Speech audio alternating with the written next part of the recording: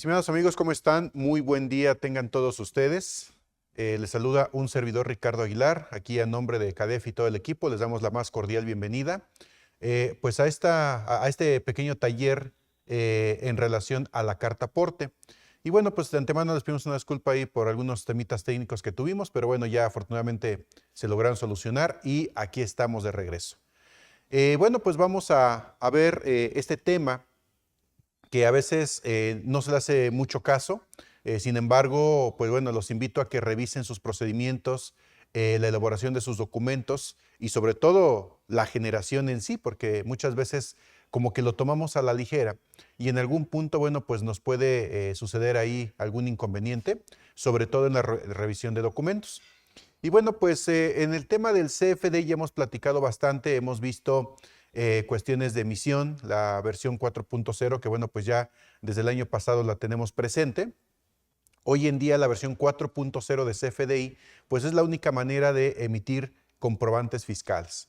Ya también, bueno, pues se terminaron las anuales, por ahí seguramente muchos de ustedes ya tuvieron ahí las experiencias, sobre todo en el tema de que en el proceso de emisión y de cancelación y todo esto, bueno, pues evidentemente ahorita en los temas de esta parte de las declaraciones, pues a veces es donde lo vemos reflejado, que de hecho lo deberíamos de ver mes a mes. En este mes ya estamos en las declaraciones, digamos en el último mes para presentar la declaración de personas físicas y que también llegan a sufrir este tipo de cuestiones. Pero si ustedes, por ejemplo, monitorean los CFDIs que se van expidiendo mes a mes, van a poder constatar que a veces, pues desde ahí nos podemos dar cuenta, ¿no? ¿Qué es lo que está sucediendo? ¿Para qué? Para que a final del año, pues esta carga a veces de las declaraciones anuales, pues sea pues mucho más tranquila. Entonces, bueno, ¿qué pasa con este CFDI de lo que es la carta aporte? Vamos a empezar prácticamente desde cero, pero pues bueno, no nos vamos a detener mucho en los detalles, pero sí vamos a comentar algunas cuestiones puntuales sobre el proceso y sobre todo los requisitos, quiénes las tienen que emitir y quiénes pudieran estar no tanto exentos, pero quizá con menos requisitos. Posteriormente vamos a ver los detalles de esta versión 3.0, que dicha sea de paso, a partir del 1 de abril, es decir, primero de este mes, del 2024, es obligatorio el uso de la versión 3.0 de la carta aporte. Si ustedes venían emitiendo su carta aporte en la versión 2.0, a partir de este mes ya no debería ser posible por parte de sus sistemas poder generar la nueva, la versión 2.0. Si alguien por ahí a lo mejor pudo timbrar la versión 2.0, bueno, pues déjenme comentarles que es un error, ¿no? Es un error por parte a lo mejor del PAC o del sistema en el que están generando este tipo de comprobantes y pues por esto podría haber alguna multa, alguna sanción, porque ya la versión ya no es la vigente. Hasta el momento no se ha pronunciado la autoridad por alguna otro periodo de convivencia. El periodo de convivencia, de hecho, ya se dio del 1 de enero, prácticamente, que era cuando entraba en vigor obligatoriamente la versión 3.0. Entonces dijo la autoridad, vamos a ampliar el periodo de convivencia para que sea del 1 de enero del 2024 hasta lo que es el 31 de marzo. ¿Ok? Entonces, tenemos este periodo de convivencia de 3 meses, la versión 2.0 y 3.0. Entonces, a partir de este mes, solamente está vigente la versión 3.0. ¿Qué es lo que implica? En realidad, la versión cambia porque el SAT agregó algunos campos adicionales que vamos a platicar más adelante. Estos campos adicionales, de hecho, no les aplican a todos, o sea, son campos que se aplican solamente con ciertas características o a ciertas rutas para el tema del transporte. Puede ser que haya cambiado uno que otro campo, digo, ahorita lo vamos a platicar más a fondo, pero realmente en esencia les puedo decir que prácticamente el 80-90% quizá de la carta aporte sigue siendo la misma que en la versión 2.0.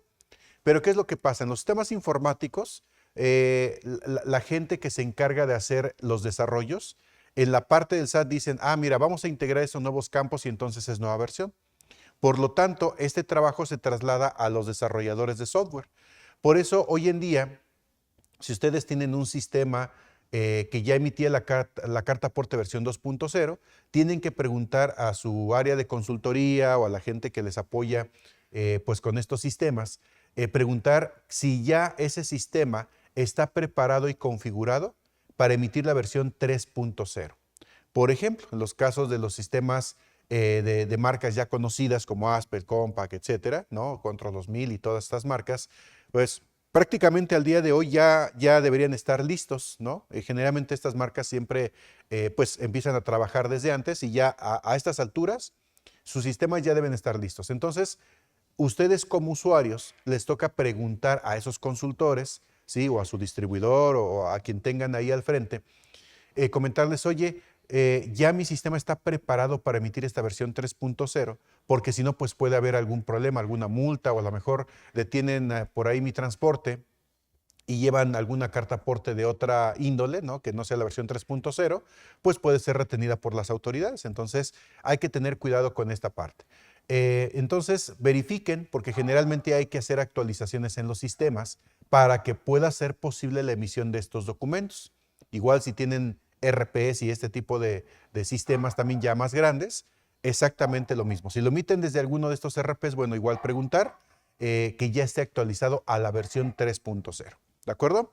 Muy bien. Bueno, entonces vamos a empezar con nuestro tema. Primero, ¿qué es el complemento de carta aporte? Bien, primero hay que recordar que tenemos 6 tipos de CFDIs: de ingreso, egreso, traslado, lo que es comprobantes de pago, comprobantes de nómina, del pago de nómina, y lo que es los comprobantes de retenciones e información de pagos. Son 6 tipos de CFDIs. La carta aporte en realidad es un complemento. Este complemento se integra a ciertos tipos de CFDIs, que son 2, ¿de acuerdo?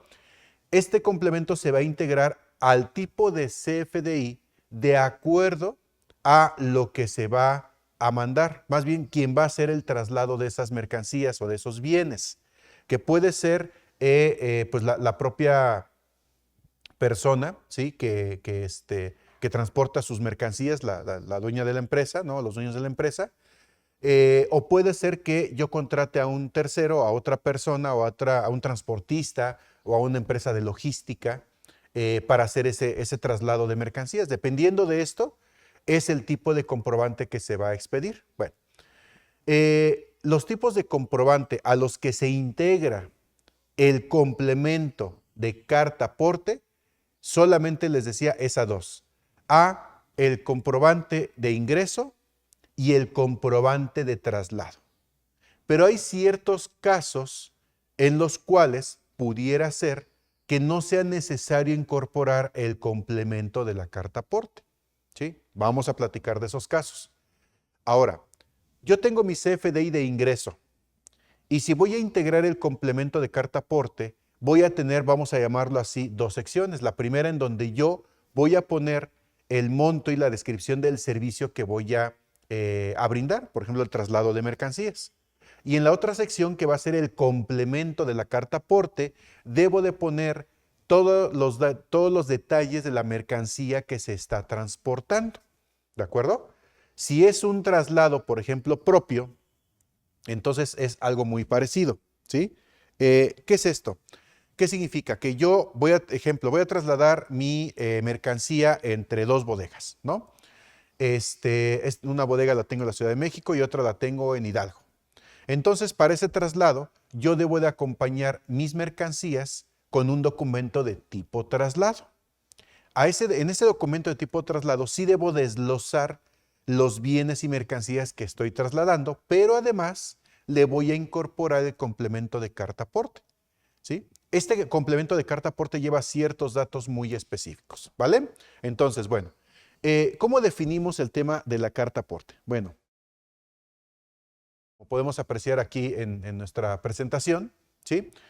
Es un documento básicamente que acredita legalmente la propiedad, posesión y transporte de bienes, y fíjense, dice bienes y mercancías en territorio mexicano, ¿de acuerdo? Contiene información sobre la procedencia y destino de los activos trasladados por vía terrestre, aérea, marítima o fluvial, ¿no? Dependiendo de dónde se traslade. Ahorita en esta intervención que tendremos el día de hoy, nos vamos a enfocar al tema de vía terrestre, porque bueno, pues es la que más se utiliza aquí nuestros amigos de CADEFI, pero si alguien tuviera alguna necesidad de revisar algún tema en específico de alguna de las otras vías, con gusto lo podemos hacer ya, digamos que en una consulta más personalizada. Generalmente los datos son similares, aunque hay que aclarar que para el tema de área marítima y fluvial sí hay datos adicionales que hay que llenar, ¿de acuerdo? Además, esto se trata de un código adicional que debe incorporarse a los dos documentos, que es lo que les comentaba, el CFDI de traslado y el de ingreso. ¿A qué nos referimos con código? Al complemento, a esa información adicional.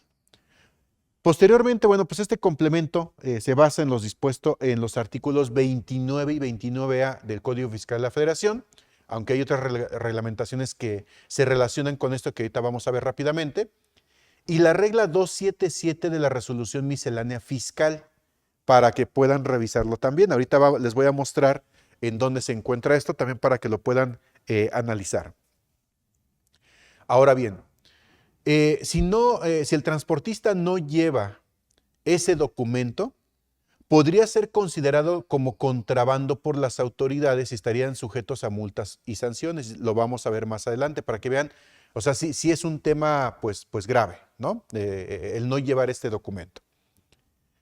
Bien, pero muchas veces nos preguntan, oye, pero ¿qué es eso? A ver, yo voy a transportar, no sé, los muebles de la oficina, ¿no? Voy a abrir una oficina nueva en Guadalajara, ¿no? Allá en Tierras Tapatías. Y bueno, pues yo tengo la matriz a lo mejor en Querétaro, ¿no? Y voy a llevar muebles, voy a trasladar muebles para allá para poder abrir una oficina en Guadalajara, ¿no? Por decir un ejemplo. No son mercancías. Pero aquí, dentro de esta parte de las leyes y reglamentos, si ustedes observaron hace un momento mencionamos dos cosas, bienes y mercancías. ¿Cuál es la diferencia? Porque sí hay diferencia entre una y otra, y aquí lo ponemos. Se considera un bien al conjunto de muebles de una persona, los cuales integran su patrimonio y tienen la particularidad de que se deterioran tanto por su uso en el servicio del contribuyente como por el transcurso del tiempo. Mientras que las mercancías son un producto, es decir, un artículo, el cual se puede disponer para su venta. ¿Sale? Entonces, ¿a qué quiero llegar con esto? Si yo traslado por ejemplo, esos muebles, ¿no? Ese mobiliario hacia mi nueva oficina, es parte de mis activos. Por lo tanto, también tengo que hacer un documento. En este caso, si lo voy a llevar con mi propio transporte, sería un documento de tipo traslado, ¿sí? Hacia mis otras oficinas. Y lo debo de acompañar obviamente pues con el transporte, por si ahí en la carretera pues lo detienen, por ejemplo, las autoridades, pueda presentar esta documentación, ¿de acuerdo? Entonces son los bienes muebles y las mercancías, ¿vale? Es decir, los activos porque sean propiedad de la empresa. Ahora, la autoridad, esto que marca aquí, lo pueden encontrar en el minisitio del SAT, que hace referencia a la carta aporte, donde ellos pues bien, prácticamente nos venden beneficios, ¿no? Así como ustedes venden sus mercancías y venden beneficios para sus clientes, pues toda la venta de beneficios pues está de moda. Entonces la autoridad hace lo propio. Que algunos de ellos yo estoy de acuerdo, ¿no? Ahorita les voy a emitir rápidamente mis comentarios. Primero dice, identificar a detalle las mercancías para tener la certeza de qué se transporta y las rutas que sigue. Bueno, ok, paloma. Conocer el origen y destino de las mercancías para los casos de verificación aleatorios que permitan anticiparse a los riesgos o amenazas en el traslado. Pues qué bueno que eso lo hiciera la autoridad, ¿verdad? La verdad es que eso me parecería muy bien. Brindar información para establecer estrategias que garanticen la seguridad de tránsito en las distintas rutas, lo cual también le pondría paloma y yo estaría de acuerdo. O sea, que nos brindaran esa seguridad de ese traslado. Brindar información para contar con elementos que permitan verificar las operaciones realizadas por las personas que participan en el traslado de mercancías. Bueno, ahorita les voy a emitir un comentario acerca de este punto. Proporcionar elementos a las dependencias públicas responsables de la vigilancia y control de las vías de paso para verificar las mercancías y acreditar su legal estancia y o tenencia durante su traslado. Y finalmente, fortalecer el comercio formal, combatir la informalidad y el contrabando, ¿no? Así como diría cualquier político. Bueno, mis impresiones así muy rápidamente sobre esto es que a mí en lo personal me parecería esto algo muy bueno, la verdad, ¿sí? Tener todo identificado, brindar seguridad, tener como la estrategia de seguridad, decir, mira, ejemplo, ¿no? Entre la autopista que va de Querétaro a la Ciudad de México, se traslada muchas mercancías de estas características. Entonces, hacer las estrategias de seguridad, ¿no? En coordinación que sí con la Guardia Nacional, con Policía Estatal y todo esto, evidentemente, pues para pues hacer verificaciones de los vehículos, evitar el tema de robo y todo esto. Lamentablemente, pues esto sucede pocas veces. Yo la verdad es que escucho historias, y no historias solamente de televisión, ¿no? Como muchos dirían, no, es que eso lo dice la de arriba, la de abajo, derecha, izquierda y no sé qué, ¿no? O sea, la verdad es que sigue habiendo muchos robos, ¿no? Y yo he tenido familiares que ha pasado, ¿no? Y han vivido estas malas experiencias. ¿Qué pasaría si alguien se roba la mercancía de otro camión? Imagínense que más adelante lo paran y lo verifican y ahí caen. Pues obviamente ya los delincuentes dirían, no, pues es que está canijo, ¿no? Mejor hay que buscar otra forma de vivir porque pues ya este tema del robo pues como que ya nos está dejando y aparte nos están agarrando las autoridades. Pero lamentablemente no es así, ¿no? Y a veces las mismas autoridades se coluden. Yo, por ejemplo, últimamente he pasado, por ejemplo, por diferentes autopistas, yo salgo mucho a carretera. Y últimamente he visto un poquito más la Guardia Nacional en las autopistas. Pero durante los años pasados, mínimo 5 o 6 años, jamás veía, hagan de cuenta, yo pasaba de tramo a tramo y jamás veía ni una sola patrulla. A veces esas patrullas que luego pintan, ¿no? Por ahí hay un cartel de la patrulla ahí según, ¿no? Como para decir que está la patrulla y hasta ponen a la persona afuera, pero pasa cerquita y pues resulta que es un cartel, ¿no? No es una patrulla real. Donde pues no hay vigilancia, o sea, y de verdad, ¿eh? O sea, cualquiera podría pasar por ahí, agarra, saca la pistola, paran ahí al transporte, se roban las mercancías, se salen por ahí entre las diferentes salidas que hay en las autopistas y ya, nadie vio nada. Entonces, sí, de verdad que si todo esto se cumpliera, o sea, yo creo que sí se reduciría mucho el tema del robo al autotransporte, que pues como ustedes han escuchado, ha aumentado muchísimo en los últimos años. Pero mientras esto no se lleve a cabo, pues vamos a seguir igual, ¿no? O si no, vamos a tener que tomar medidas, ¿no? Casi como en otros países que ya a veces hasta los choferes hasta van armados, que bueno, no es lo ideal, por supuesto, ¿eh? O sea, lo ideal es que pues la autoridad garantice la seguridad y de verdad yo esperaría que estos puntos que pone aquí la autoridad pues ayuden a que pues esto no suceda. Ese es por un lado. Por el otro, comentarles que tengan mucho cuidado con la emisión de estos documentos. Aquí en el cuarto punto, dice, contar con los elementos que permitan verificar las operaciones realizadas por las personas que participan en el traslado de mercancías. Claro. ¿Por qué? Creo yo, lamentablemente, que a veces se apunta más al cobro de impuestos. ¿Por qué? Porque hoy en día, este sector, bueno, más bien en años pasados, el sector de autotransporte, pues prácticamente no era muy tocado, ¿no? Y entonces ahora al momento de darle esta información, recuerden que cada CFDI que ustedes timbran, ¿sí? Se va de inmediato en segundos a los servidores del SAT. Y eso les permite a la gente del SAT conocer qué es lo que se está transportando. Ejemplo, yo soy una empresa que a lo mejor se dedica a comercializar, no sé, temas de línea blanca, ¿no? O ropa o cualquiera de estas cosas de consumo. Y entonces yo voy generando todos mis CFDIs. ¿Qué es lo que si yo fuera la autoridad, qué es lo que yo haría? Pues empezaría a hacer cruces de todo lo que se está trasladando, obviamente identificando estos documentos contra los temas de facturación. Y entonces yo podría empezar a identificar qué empresas presuntamente podrían estar pues teniendo ahí un tema del no pago de impuestos. Porque si yo veo ejemplo, ¿no? Les voy a poner un ejemplo así muy simple. una empresa que vende ropa, ¿no? Sus facturas a lo mejor no son tan grandes y sus gastos son enormes, ¿no? Entonces dices, no, pues gana muy poquito, casi no paga impuestos, etcétera, ¿no? Es más, vende muy poco. Pero resulta que en los CFDIs de traslado, pues son CFDIs donde traslada mucha mercancía a diferentes puntos de la República, ¿sí? Entonces yo como autoridad que diría, mira, casualmente traslada mucho, pero vende poco, pues ¿cómo le hace? O sea, ¿qué se la pasa pasando, enviando por todos lados o qué? Entonces eso le daría pauta a la autoridad para hacer una revisión, ¿sí? ¿Por qué les comento esto? Yo la verdad es que a veces soy muy mal pensado, ¿no? Simplemente pienso pues un poco en la lógica. Entonces, ¿qué es lo que sucede con esto? Pues algo muy simple.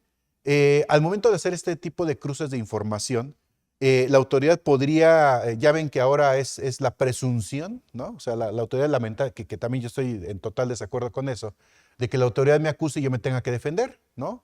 O sea, no, o sea, acúsame con pruebas reales. Pero bueno, esto pues lamentablemente no es así, ¿no? Entonces, podría haber ahí que la autoridad también tenga más elementos para poder determinar si yo estoy simulando operaciones o si tengo más operaciones de las que le estoy diciendo a la autoridad. Entonces tengan mucho cuidado en la emisión. Esto yo, bueno, como consultor, yo les recomiendo que cuando vayan a emitir estos documentos no los dejen así al azar, ¿eh? Yo he visto muchas veces el área de la facturación abandonada, y así lo digo abandonada, porque pues a veces la persona que está en la facturación, pues lo dejo que facture lo que quiera. O sea, no hay una revisión, no hay preguntas, oye, pero ¿por qué estás emitiendo no sé, 300 facturas y estás cancelando 200, ¿no? O sea, todos esos temas deberían de observarse y revisar los procesos internos en las empresas. Yo les recomiendo que si ustedes manejan mucho traslado de mercancías, tengan una persona específicamente para su área de logística emitiendo estos documentos. Porque a veces digo, por no gastar, y así lo digo con todas sus letras, por no gastar en otra persona que se dedica a eso, pues le digo a la persona que factura, pues si son CFDIs, que esta persona pues haga todo, ¿no? Y entonces este problema puede surgir en varios temas. Primero, que los documentos se elaboren de manera incorrecta, que no se ponga la información que debe de llevar y por consecuencia en algún punto pudiera haber alguna retención del transporte o multas por ese motivo, ¿sí? Siguiente, que a lo mejor la persona, pues a lo mejor expida CFDIs con mayor información o con información donde yo ponga a lo mejor más mercancías o más productos o más cosas o más traslados o más puntos que no son en los CFDIs, enviando información falsa a la autoridad y que la autoridad pueda decir, caray, no, pues este cuate manda un camión, lo manda a Veracruz, luego de ahí se va a no sé dónde, se va a Matamoros y luego de ahí se va a Monterrey y luego regresa a Guadalajara y todo eso en un día.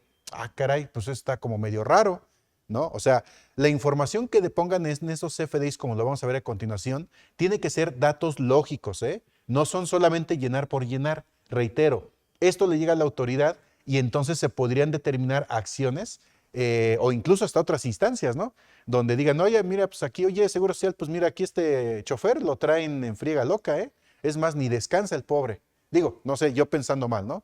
Entonces, tengan cuidado con la emisión de estos documentos porque, reitero, le llegan a la autoridad y como ya van estructurados, es como cuando ustedes dan de alta clientes y generan facturas y revisan en sus sistemas quién les debe, quién falta de pagar, cuánto tiempo llevan sin pagar y cosas así, determinar ventas, todo eso. La autoridad hace lo mismo, pero en términos fiscales, ¿vale? Entonces, tengan cuidado con la emisión. Ahorita vamos a ver algunos puntos importantes precisamente de esa emisión. Bien, en la cronología, bueno, pues esto es algo muy rápido, solamente revisar que a partir del 1 de mayo del 2021 empieza esto del complemento de la carta aporte. Y dentro de esa evolución, llegamos al 31 de marzo, donde nos dice que termina el periodo de convivencia de la versión 2.0 y 3.0. Entonces, a partir de este mes, hasta el momento y que yo sepa, no ha habido alguna prórroga o alguna situación. Por lo tanto, estamos obligados a emitir la versión 3.0 y sin errores en la emisión. Porque cuando lo publicaron en el SAT, era obligatorio emitir el CFDI con complemento de carta aporte. Pero cuando nos dieron esa supuesta, ese periodo desde el 2022, no era para la no emisión, era para la emisión aunque en ella llevara errores. Por lo tanto, ahorita, a partir de la versión 3.0, el CFDI de complemento de pagos, primero, es obligatorio. Segundo, no debe de contener errores. O sea, nada de que le puse 2 gramos de peso cuando llevo un camión de 2 toneladas, ¿no? Por decir un ejemplo. Entonces, tengan mucho cuidado. La información tiene que ser lógica. Bien. El plazo, bueno, pues aquí les dejo nada más las 2 secciones donde precisamente vemos ese periodo de convivencia. Lo pueden consultar en la sección del complemento de carta aporte dentro de trámites y servicios en el portal del SAT o viendo el artículo 7º transitorio de la resolución miscelánea fiscal para 2024, ¿sí? Entonces, revisando esta parte, básicamente hasta el 31 de marzo del 2024, es decir, del mes pasado, era para la emisión 2.0. Ahorita solamente es versión 3.0. Bien, ahora, cuando me preguntan, ¿y dónde dice que lo debo de emitir? Aquí les dejo dónde dice, ¿no? Algunos artículos así muy rápidos. Artículo 29, Código Fiscal de la Federación. Dentro de esos párrafos hay una sección en donde dice, aquí la pinté de rojito, que dice, de igual forma, a través de las citadas reglas, podrá establecer las características de los comprobantes que servían para amparar el transporte de mercancías, ¿sí? Dentro de otras partes del Código Fiscal de la Federación, a veces buscamos o pensamos que hay un artículo así muy específico para decir que es pues que es delito, ¿no? Prácticamente la no emisión del CFDI de traslado. Pero aquí dentro del artículo 83, en la fracción séptima, nos pone a los CFDIs, a los comprobantes fiscales en general. No expedir, no entregar o no poner a disposición de los clientes los comprobantes fiscales digitales por Internet en sus actividades cuando las disposiciones fiscales lo establezcan o expedirlos y que incumplan los requisitos, ¿sí? Esa es parte de las infracciones relacionadas con la obligación de llevar contabilidad. Ahora bien, estos CFDIs, como habla de manera general, es decir que debo de observar el reglamento correspondiente a cada uno de ellos con los requisitos que deben de contener. Ya en la parte del artículo 84, en donde aparecen las infracciones, en el apartado cuarto también, dice, para el supuesto de la fracción séptima, la siguiente según corresponde. Y bueno, pues ahí vienen algunos montos. Esto aplica para todos los CFDIs en general. Es decir, es muy común que no emitamos, por ejemplo, el comprobante de pago, se nos olvide. Emití mi factura en PPD, pago en parciales o diferido, pasa el tiempo, me hacen el pago y yo no expido el CFDI de pago, el cual es obligatorio, ¿sí? Pues total, ya me pagaron, ¿verdad? Ya sonó ahí la chicharra del banco. Como ya me pagó, ya le emití la factura, pues yo pienso como antes, ¿no? Que ahí terminó toda la cosa. No, estoy obligado a expedir el CFDI de pago, al igual que en este caso los CFDIs de traslado. Sí, y fíjense, esto se viene agravando todavía más. En el artículo 103 del mismo código nos dice, se presume cometido el delito de contrabando. ¿Cuándo? Y en la fracción 22 dice, se trasladen bienes o mercancías por cualquier medio de transporte de territorio nacional sin el comprobante fiscal digital por Internet de tipo ingreso o de tipo traslado, según corresponda, al que se le incorpore el complemento de carta aporte. Es decir, pueden detener por ahí al chofer, sí, e incluso acusarlo de delito de contrabando. Imagínense que la parte tan grave que puede pasar si no llevan ese documento. En la siguiente fracción, pues hace referencia a los hidrocarburos, petrolíferos o petroquímicos por cualquier medio de transporte en territorio nacional, a la misma situación, sin el comprobante fiscal digital por Internet. Entonces, ahí ya me están diciendo que se presume cometido el delito de contrabando. Obviamente aquí, pues ya cuando esto pasa, ¿verdad? Clásico, no lo generé, no me importó. Cuando llega el problema, pues ahora sí ya, pues le hablamos a Rubén, ¿no? A nuestro querido amigo Rubén, al cual les mandamos un saludo, ¿verdad? Al abogado, pues para que nos ayude, ¿no? Y ahora sí, pues, Raúl ya nos va a decir, no, pues mira, te cobro ahí 2 millones, ¿no?